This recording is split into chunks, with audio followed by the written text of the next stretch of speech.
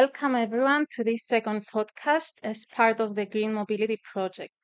Green Mobility is an Erasmus Plus funded project that aims at promoting the lifelong learning dimension of higher education through a program on green urban mobility focused on encouraging learning on environmental sustainability.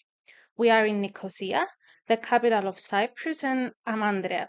I have with me here Irini. Hello, Irini, and welcome. Thank you. Thanks for agreeing to discuss your mobility habits. How do you move around the city? Well, I am quite embarrassed to admit that I primarily used to drive around the city. So, private car was my main mode of transportation. But for the past year, I have been making a conscious effort to start using public transport more and even walk more when possible. Great. So you have adopted this sustainable attitude recently, as you said. Yeah, more or less a year. Have you noticed any specific changes related to sustainable mobility in the city in recent years? There is a lot of new rhetoric in terms of politics, local politics. So, existing politicians and aspiring politicians all like to advertise more sustainable mobility practices.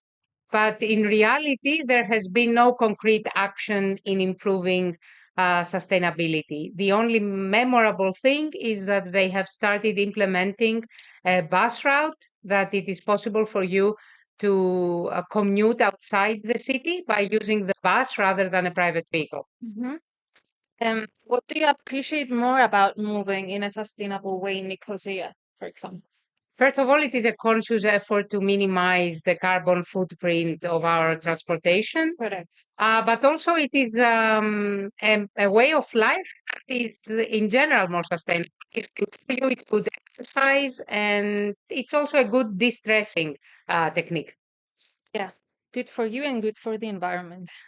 Do you think that Nicosia is a sustainable, mobility friendly city? Absolutely not. First of all, the way the city streets are, let's say, managed, and how people behave while driving, or even how people behave when they're attempting to be sustainable. For example, with electric scooters, bicycles, there is a common understanding that if you are on the road, you need to adhere to the regulations in the same manner that you do if you would drive a car.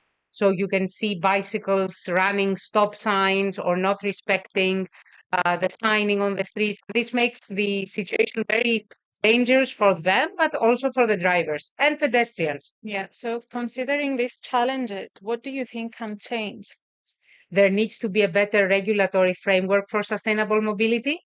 And in my opinion, people should be issued a sort of a license or a certificate of training before they are able to use their bicycles or electric scooters within the urban areas of the city. Okay, so yeah, this concludes the question on how do you see the future of sustainable mobility in Nicosia? Ideally, there should be a change in mentality and a change in understanding and respecting all the ways of and means of transportation, and a better education at schools so that people can become more aware of sustainable means of transport, but also the regulations and the practices they need to employ in order to stay safe. Great, thank you very much for your insights.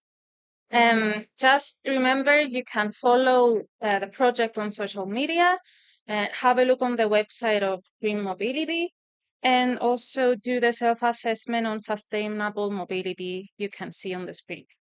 Thank you, Irini. Thank you.